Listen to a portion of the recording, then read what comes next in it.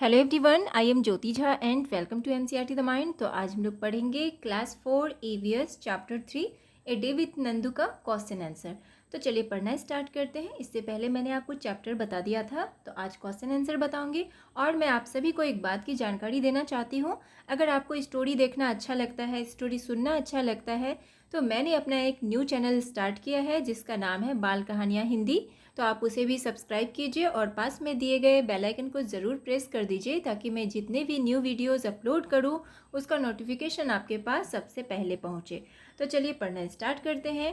तो देखिए क्वेश्चन है कि व्हाट इज़ योर वेट, आपका वेट कितना है। तो आपका वेट कितना है आप अपने अकॉर्डिंग लिखेंगे इसे। अगर 40 केजी है तो 40 केजी लिखेंगे, या 35 है तो 35 लिखेंगे, जितना भी है वो आपको लिखना है। Nandu is only 3 months old but he weight 200 kilograms. अब देखिए कहा जा रहा है कि नंदू जो है ना वो सिर्फ 3 महीने का ही था, लेकिन उसका वेट 200 किलोग्राम था। The weight of how many children like you will add up to Nandu's weight. अब देखिए, अब यहाँ पे पूछा जा रहा है कि आप कितने बच्चे को, यानी कि अपने जैसे आप कितने बच्चे को आप वेट, यानी कि एक के बाद एक अगर वेट करते हैं तो नंदू के वेट के बराबर होता है, यानी कि 200 किलोग्राम होता है आपके एज के बच्चे का। तो जैसे कि अगर आपका वेट 40 केजी है, 40 केजी है तो कम से कम आप 5 चिल्ड्रन लेंगे, ठीक है। 5 चिल्ड्रन अगर आप लेते हैं तभी इसके बराबर हो जाता है 200 किलोग्राम, ठीक है। 40 करके 40 और कितना बच्चा 5 लेते हैं तो कितना हो जाता है 200 किलोग्राम, ठीक है। तो इस तरह से आप इसे बनाएंगे। चलिए next, if you were Nandu and you lived in a herd, what kinds of things would you do. तो देखिए कहा जा रहा है कि अगर आप नंदू की जगह होते या नंदू होते और आप झुंड में रहते, ठीक है, तो आप क्या क्या करते। तो I would play, sing, dance, इट एक्सेट्रा। तो मैं ये सारे काम करती, ठीक है। In the elephant herd oldest female elephant decides everything. जो एलिफेंट हर्ड जो होता है, जिसे झुंड कहते हैं, जो पूरा एलिफेंट एक जगह जो रहता है सारे, तो उसे हम लोग झुंड कहते हैं या हर्ड कहते हैं इंग्लिश में, ठीक है। तो इसमें क्या होता है, जो ओल्डेस्ट फीमेल होता है वही जो होती है तो वो सारे काम को डिसाइड करती है। Who takes decisions about thing in your family. अब आपकी फैमिली में कौन डिसीजन लेता है, सारे डिसीजन जो लेता है वो कौन लेता है।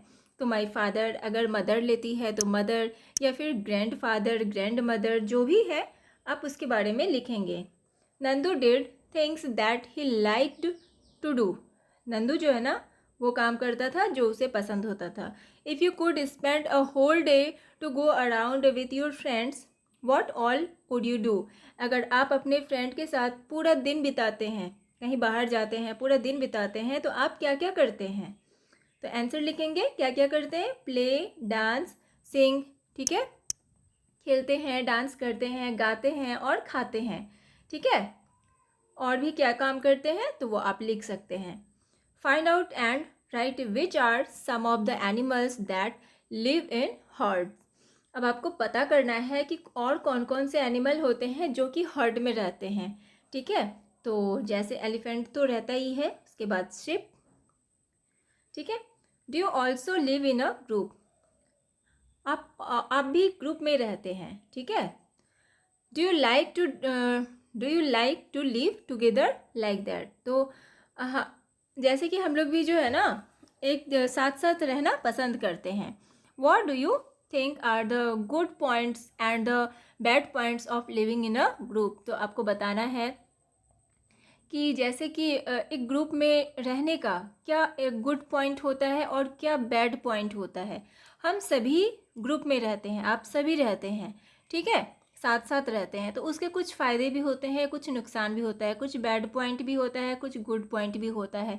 तो उसे आपको लिखना है, राइट देम, ठीक है। तो अब देखिए गुड पॉइंट क्या क्या होता है।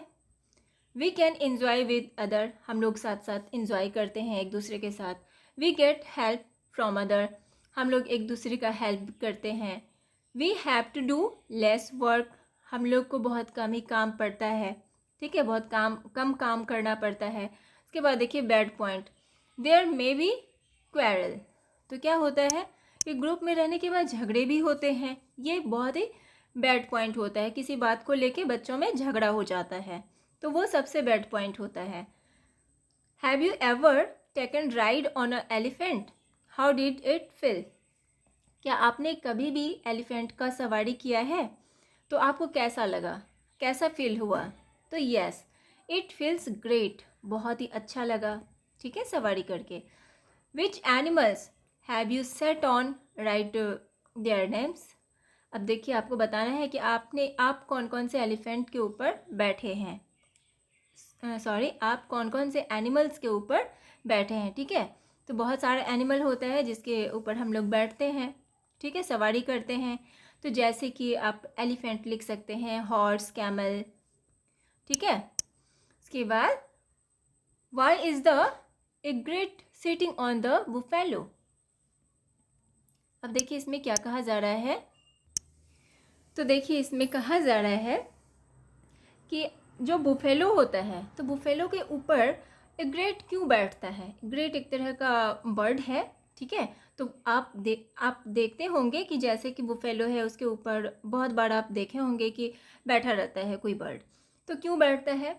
It it's insects on the skin of buffalo. तो बुफेलो की स्किन में जो इंसेक्ट्स होते हैं छोटे छोटे, तो वो उसको खा जाता है। Have you seen any animals reading on another animals, right their names. अब देखिए इसमें कहा जा रहा है कि have you seen any animals reading on another animals. तो आपने किसी एनिमल्स को देखा है जो कि दूसरे एनिमल्स को यानी कि पढ़ते हैं, ठीक है। तो उसका नाम आपको बताना है। The animal which is riding, ठीक है। तो जैसे कि स्पैरो, स्पैरो हो जाएगा। तो देखिए इसमें क्या है कि क्वेश्चन ही यहाँ पे गलत हो गया है कि have you seen any animals riding on another animals. यहाँ रीडिंग नहीं, राइडिंग होगा।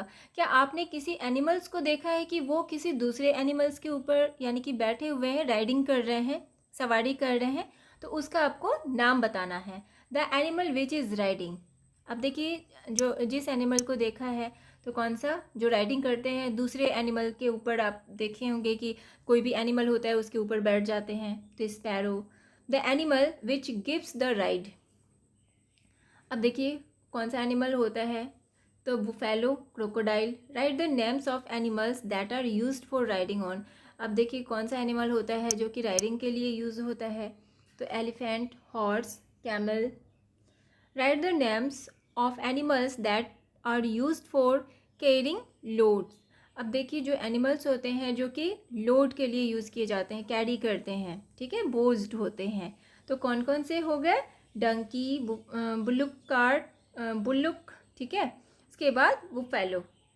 तो ये सारे हैं, ठीक है। आगे बढ़ते हैं। You have read what these animals से। तो क्या कहते हैं एनिमल्स, क्या कहते हैं? तो आप बता सकते हैं। Why you think that some of them are sad. तो आप बता सकते हैं कि वो लोग, कोई कोई जो होते हैं वो सैड क्यों होते हैं। तो आंसर लिखेंगे कि people use them for different purposes and then give them pain. तो लोग जो होते हैं ना, एनिमल को डिफरेंट पर्पस से यूज़ करते हैं। उनका अलग अलग तरीका होता है यूज़ करने का। कोई बोझड होते हैं, तो कोई खेतों में जो है हल चलाने में यूज़ करते हैं। तो बहुत सारा पर्पस होता है जिससे उसे दर्द होता है, ठीक है। How do you think they are different the monkeys that dance to entertain people and the monkey that are free. अब देखिए क्या आप सोच सकते हैं कि डिफरेंट एनिमल्स जो होते हैं, जैसे कि मंकी होते हैं, तो मंकी डांस करता है लोगों का इंटरटेनमेंट करने के लिए, मनोरंजन करने के लिए, लेकिन वो फ्री होता है। तो आंसर लिखेंगे कि the monkeys which are free are very happy. जो मंकी होता है वो बिल्कुल फ्री होता है और वो बहुत ही खुश होता है। They do whatever they like, go wherever they want. वो कहीं भी जा सकता है, जहाँ कहीं भी उसे जाना पसंद हो वो कहीं भी जा सकता है। तो ये वाला क्वेश्चन आंसर आपका कंप्लीट हो चुका है। तो आप अच्छे से पढ़िए और याद कीजिए। और कैसा लगा आपको मेरा पढ़ाना मुझे ज़रूर बताइए। अच्छा लगा हो तो एनसीईआरटी द माइंड को लाइक सब्सक्राइब कीजिए और पास में दिए गए बेल आइकन को ज़रूर प्रेस कर दीजिए ताकि एनसीईआरटी से रिलेटेड हर वीडियोस आपके पास समय से पहुंचती रहे। तो मिलते हैं नेक्स्ट वीडियो में, तब तक के लिए bye, take care, thanks to watch my video.